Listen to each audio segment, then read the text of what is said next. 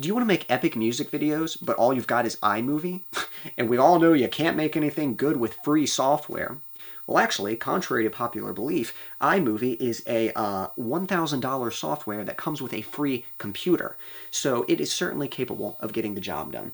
So I'm going to show you what you can do. Now, just to clarify, we're going to talk about the fundamentals here, just how to shoot your band or just shoot yourself. Don't do that. Just to clarify, we're going to talk about the fundamentals here. So just how to get footage of the band or yourself playing your instruments and how to sync it up with music. If you're wanting to shoot a music video with more of a narrative, kind of like a little short film in there, I'll talk about that some at the end. But for right now, we're just going to focus on the core elements of making a music video. So it all starts with your pre-production phase. You're going to need a backing track of the song. It doesn't necessarily have to be the final version of the song. It just needs to be at the right tempo and the right arrangement so that you can play in sync with it. And then you're going to need some kind of speaker, something kind of like this, that you can just play the track through, and then you can play along with it with your guitar, or you can sing along with it, or drum along with it, whatever it might be. And then you want to think about your location. Now, at the simplest version, you could just do it in your bedroom and do kind of like a studio music video thing, or you can go looking for cool locations and just film yourself playing at those places. You have your location, you set up, you play the music, you film yourself playing along with it, and once you've got your footage, we're good to go. So what you're going to want to do first is organize all your footage. So I've got all the footage of the bass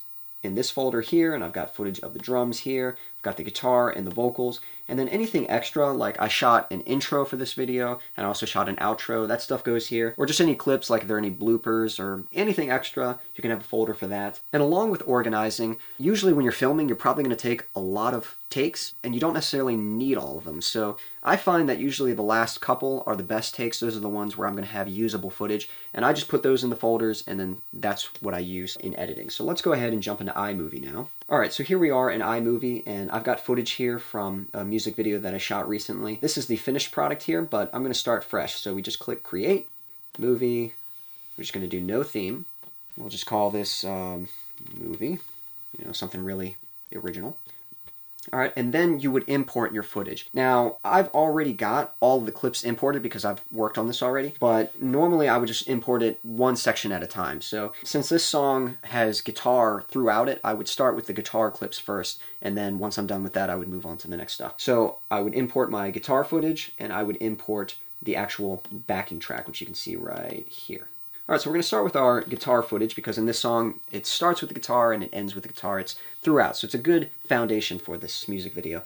And again, we're going to try to use the last take because usually I find that the best performance is probably in the last take or somewhere near the last take. So we can start with that, and if we need to swap it out for something else later, we can do that. But let's go ahead and grab this. So here's me walking into place. So this is kind of the intro here. I'm going to just click and drag that. And I'm actually not going to grab the whole thing just yet because I don't need to. I'm going to bring it down here. And what I want to do is I want to sync this with the audio. So you want to try to find a very distinctive hit. Now in this song, somewhere in the intro, there's a part where the drums play the kick and the ride. They do this little ding kind of thing. And it's perfect for syncing up the footage. So let's see if we can find that. Right there, that ding, okay? So let's go ahead and cut right there. When I need to just move quickly, I'll kind of zoom out so I can cross everything really fast, but then when I'm cutting at a specific spot, I'll zoom in and then just use the arrow keys. There we go. You can kind of hear that, the beginning of that hit right there. So I'm going to cut right there with Command B for blade. So that's a good marker point. Now let's go to our actual track, and I'm going to grab that beginning part. And I'm going to get that in sync. So I just click it, drag it down here, and I'll go ahead and turn down the volume on the other track so I can hear this one better. And this is a master track. It's really loud, so usually I will turn the volume down to about 15% or so. Okay. Alright, it's about to happen, so I'm going to zoom in. Let's find it. Here it is, right there. So we're going to select that, clip, and now we can sync this up. Alright, so I've cut them at the same place, so now I can check. I can turn the volume back up on this one, and let's just make sure they're in sync. I'll turn this up more.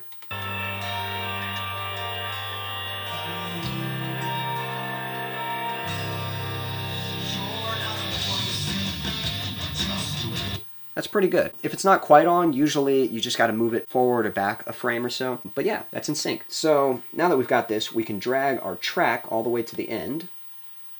And we can just drag this to match it. And now we want to get that beginning back. So we'll drag this back a ways. And we'll drag this back. And that red mark means it's at the end of its range. You sync up right with it, and we cut there. So now we know our footage is nice and in sync. We can just go ahead and delete that first bit. All right, so that's pretty much it. Now it's in sync. So technically, you've got a music video. You've got your backing track in sync with the guitar stuff. Now, one thing to keep in mind, you might notice that when you first sync it up, when you hear the audio from the original filming, and then you hear the recorded audio in place of it, it can seem kind of jarring at first, like you can tell that it's dubbed. That's just because you're perceiving it from the original audio. Once you edit, and once you hear it from the beginning with the backing track audio, everything will sync up fine and it'll look okay. But yeah, just don't stress out if it's synced up and you feel like, it doesn't look like I'm really singing, it looks like I'm just being dubbed. So we've got this take, and then you don't really have to, but you can watch it through just to make sure it's a pretty solid take, but you might find some mistakes. I know later, yeah, right here, there's this little section here where I'm adjusting my tiara. You can see right there I stopped playing, so that's no good. For sections like that, what we're going to do, we obviously don't want it in the video, so we're going to cut it out. So somewhere around here, we'll just cut, play, I make the adjustment, and now I'm back into playing, so we'll cut there. Now here's the problem with iMovie. So I've made that cut. In normal editors, you could just go ahead and delete that, and then you'd have like a gap there where it would just be black for a moment. But in iMovie, if you delete it, it automatically slides the footage and connects it to the previous part. So now this bit of footage is out of sync with the track. So that's a problem. But we can work around that pretty easily. So anytime you cut, you can just cut just to let yourself know that that's an area where you're going to tweak it, but just leave it there for now. It'll be easy to kind of swap in and out and replace it later. So believe it or not, that's it right now. You don't actually have to watch through and worry like, is this a good take and stuff? Because what we're going to do, we're going to bring in the other tracks. And the thing is, when you're first editing, you might feel like, ugh, this is no good. Like, you know, that performance, it's good at some parts, but it's not great through the whole thing. And that's okay. Because what we're going to be doing is just showing the highlights of each instrument. We're going to show the best parts of the guitar, we're going to show the best parts of the vocals, and the drums and the bass. So collectively, it's like a compilation of all the best parts, and then it'll work and it'll play out as a nice, exciting video. It's not worth stressing over the details right now because we're actually going to get everything else in place first, and then we can go through and decide what needs to be swapped out and rearranged. So this is all we need to do. Now we need to bring in another track. So the next track I would want to start with is the vocals, because usually the vocals are kind of the main part, and they're really helpful for how to arrange the clips. So let's go ahead and start with the vocal. Again, I'm going to grab from the third take. Let's find that little ding section around here. So I'm going to grab this. Again, let's turn down the volume here so it's not interfering, and we're going to listen for that ding. Yep, right there.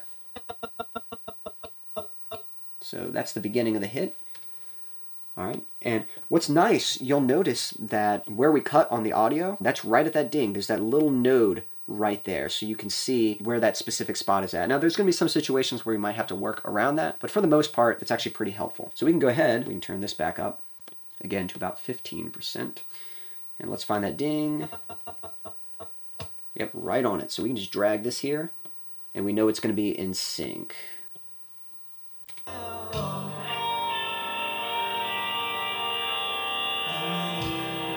Alright, so what we're going to do, we can turn the volume down on this, drag this out here, and then drag it back to the beginning. Now, like I said, when you first watch this, it's going to look kind of funny. Hearing it with the backing track, it kind of looks like I'm not really singing. But again, that's because you know what the original audio sounds like. When you kind of watch it fresh with no reference to the original, it works together just fine. So this is all in sync. Now here's the nice thing about the vocals. The vocals don't sing the whole time. They just sing at certain places. So it makes it really easy to edit. We know there's no vocals in the beginning, so if you listen, it's just guitar.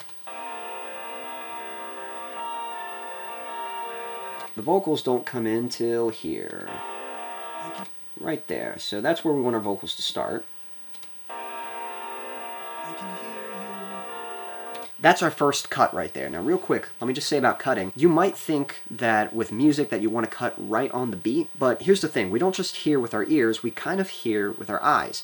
As in, when we hear a sound, in order to give that sound more impact, it helps to see the impact going into that sound, like see the action before the sound is made. If you cut right on the sound, you don't see the build-up going into it, and so it has less impact. So anytime you're cutting, you always want to cut just a little ahead of the beat, like maybe like just a half beat before the beat or before the vocal comes in or whatever it is. That way there's a little bit of leeway into what's about to happen. This is especially important with the drums. If you want like a really big drum hit, you don't cut right on the hit, you cut a little bit before so that you can see the stick coming down and making that impact. But yeah, we're just going to go through and we're just going to cut out where the vocals aren't singing. What we also want to do with this part, we want to keep in mind the arrangement of the song, and we want to try to highlight certain sections. So right now it's just guitar and vocal, but you'll hear in a moment here that the bass comes in. So obviously, with a new instrument coming in, we're going to want to cut to the bass. So here comes the bass. So let's go ahead and cut out the vocal. So somewhere around here, I'll just drag that out of the way. And even though I don't have the bass footage in yet, you can just see already with the guitar, the way it cuts, you can see my hand moving into position. And that looks a lot better than just cutting right on that beat.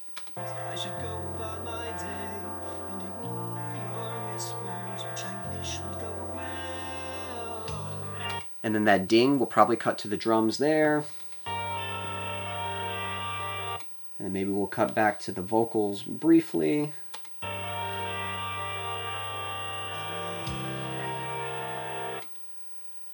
And then we'll cut to something else. And then I know we're going to want to cut to the drums when they kick in.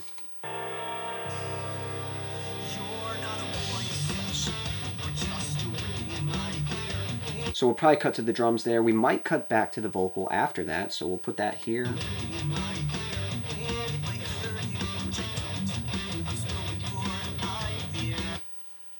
So basically what I'm doing is, I'm just working with what I know. You might not know exactly the order you want to do yet, but start with what you do know. So there's a few sections where I know I want the vocals, and obviously you can kind of watch through and pick all the good moments and use that. And then there's certain sections where I know I'm going to be cutting to something else, so I can go ahead and cut the vocals out. Now real quick, I'm just going to go ahead and cut through all of this and show you what to do next. Okay, so I went ahead and made a few cuts here. I just made the best guess I could, just working with what I already knew. You don't have to be super precise here. You can always tweak this later. But just little things like this section here, there's a guitar solo. So I know there's not going to be any vocal footage there, so I can just cut all that out. You can already see just by watching this, we're starting to get kind of a video. It'll play the guitar footage, and then the footage on top, it'll cut to that, and then it'll cut back to the footage underneath.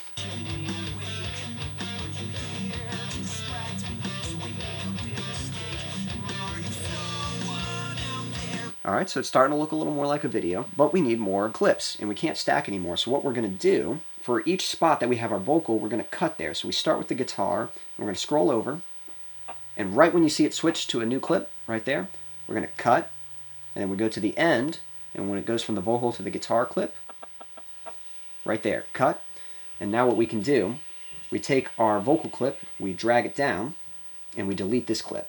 So now everything is still in place. And we just rinse and repeat that method. So it's going to play out the same way. It's going to switch from the guitar to the vocal, and everything's in sync. And now we just do the same thing. Once we get that in place, we can start with a fresh clip. So usually I'll go to the drums next, because the drums usually look really good on camera. There's a lot of really flashy moments. All you're doing is you're just looking for all the cool parts. You just watch the drum playthrough, and any part where it's like, oh, that's really cool, cut that out, and you want to plan to use that. Now, it might not work, but ideally that gives you an idea of which parts of the drums you actually want to highlight. You bring in your drum clip, you get it synced up with that marker shot, the ding. Once it's in sync, you go through, you look for all the cool moments, you cut those out, you delete everything else, and then you insert it into the footage below. You cut it just like I showed you, drag it down, delete the other thing, and everything is in line. So I'm going to go ahead and switch to the actual project so you can kind of see what this looks like. Here's my finished project here, and you can see I've got all these different clips back to back, and I just use that method. I just got everything in place. But once you do that, now it's time to rearrange it.